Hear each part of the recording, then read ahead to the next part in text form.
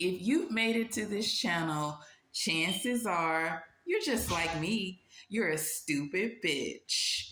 Okay, so today, you guys, we're going to be talking about how do you know that you received an accurate reading? Okay, so you paid a reader, you got a divination done, you had some cards read, something like that. How do you know that your reading was accurate? Well, first of all, what is a reading? Okay, what is a divination? It is spiritual work, okay? A lot of people don't know that a reading or a divination is actually your first line of defense, okay? Why? Because a reading or divination is actually spiritual work. Anytime you go to someone to pull cards for you or do any type of reading or divination, this is a spiritual contract, okay? When you allow someone to divine on you or read on you, sometimes you don't even give the person consent, okay? Spiritual consent to do it, but they do it anyways, okay? They are entering into a spiritual contract with you, okay? Anytime you have a reading done, this is spiritual work, okay?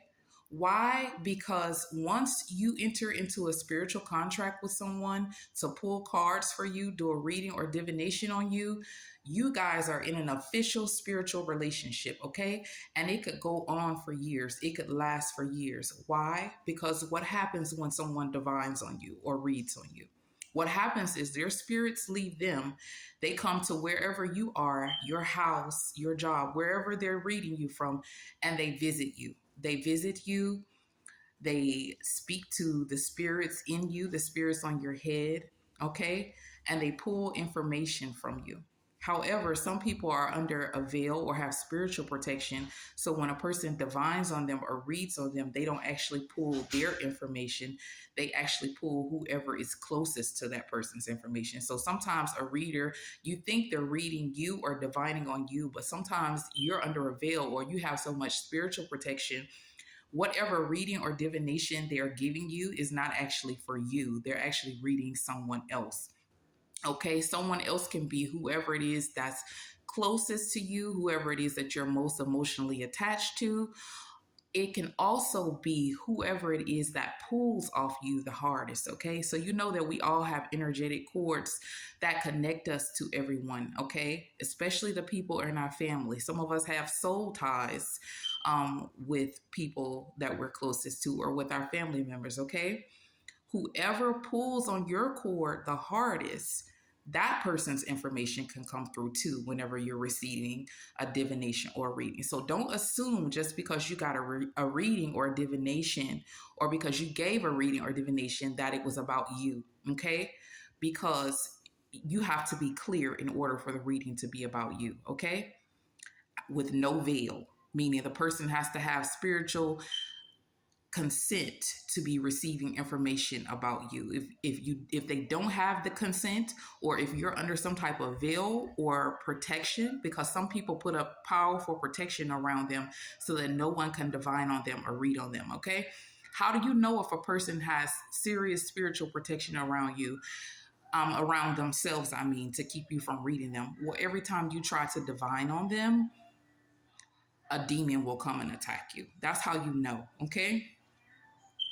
Or you get, or some type of spiritual attack happens to you all of a sudden. Every time you start trying to read this person, all of a sudden maybe a part of your body starts to ache or hurt really badly. You start feeling sick.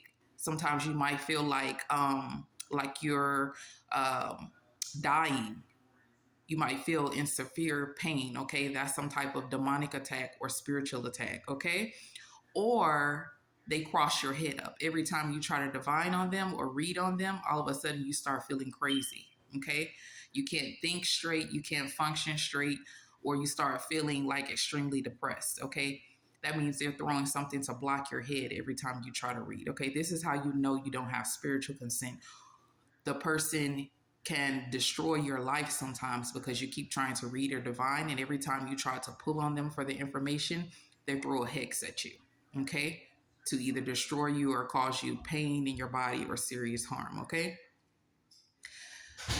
Anytime you enter into a spiritual contract with someone because you allow them to divine on you or because they divined on you, what happens, like I said, their spirits leave them, they come to visit you, okay? They're investigating, they're waiting, okay?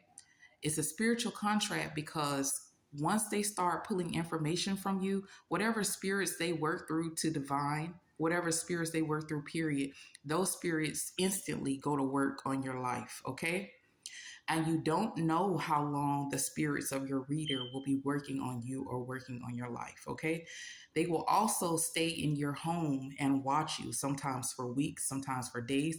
Sometimes the spirits of another reader will pop in periodically or on a regular basis for years to investigate you and watch you. This is why I say it is the first line of defense to receive a reading or a divination. It is spiritual work because anytime someone reads for you, their spirits instantly go to work on your life. Okay. So sometimes you don't even have to burn a candle. Sometimes you don't even have to pay for a service. Sometimes just receiving a divination from a powerful reader or from the right reader is enough to clean your life up or to begin putting enough protection around you because their spiritual protection will extend to you. Okay, because they're watching you, because they're investigating you, because they're reading you, their spiritual protection will extend to you. Okay, so sometimes all you really need is a good reading. Okay, now anytime you read for someone, you have to eliminate judgment. Okay, people who are very judgmental people, they make the worst readers. Okay, the best readers are people who are non judgmental, okay? Because the more judgmental you are, the less accurate your readings will be.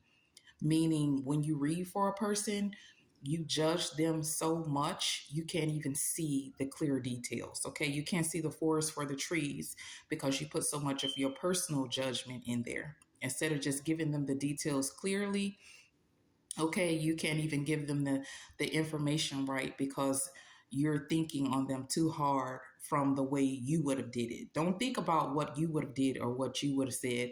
Oh, I don't agree with this. I don't like this person. You know, they should have did this, they should have did that, or that's not what I would have said. That messes your reading up. Anytime you're reading someone, anytime someone is reading you, if they start judging you, you can call that reading a day. Okay, that reading just went right down the drain. You have to eliminate your judgment, okay? The main reason is because you may practice a different religion or have a different culture from the person that you're reading, okay?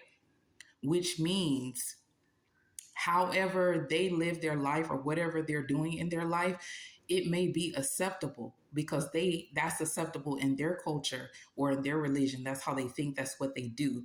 Okay, it may not be acceptable to you, the reader, because you come from a completely different religion or culture with different standards. This is why it's important not to judge your client because they may be acceptable in their culture or religion but not in yours. Okay, you also have to take into account that if you do spiritual work for a person that has a different culture or religion from you, the spiritual work that you do on them might not even take effect unless the person changes their culture or religion. This is because whatever spiritual work you're asking for, it may not be acceptable or it may be offensive in that person's culture. So before you do spiritual work on someone, it is important to figure out what religion they are, what culture they're in, so that you don't offend their ancestors, so that you don't offend the spirits in their family and in their life, because whatever they're asking for or you're asking your spirits to do for them, it may be offensive to the spirits, okay? And if you do something that is offensive to that person's culture or religion, that can cause that person to be spiritually harassed, meaning your reader practices a religion or culture that doesn't agree with you. So after the reading, they constantly spiritually attack you, okay? This happens sometimes, especially if they're a judgmental reader and their religion and culture doesn't agree with the person that they're reading. Okay, you guys, I'm getting ready to do a part 2 to this, okay? And again, no, I am not a cult, okay? Part 2 coming.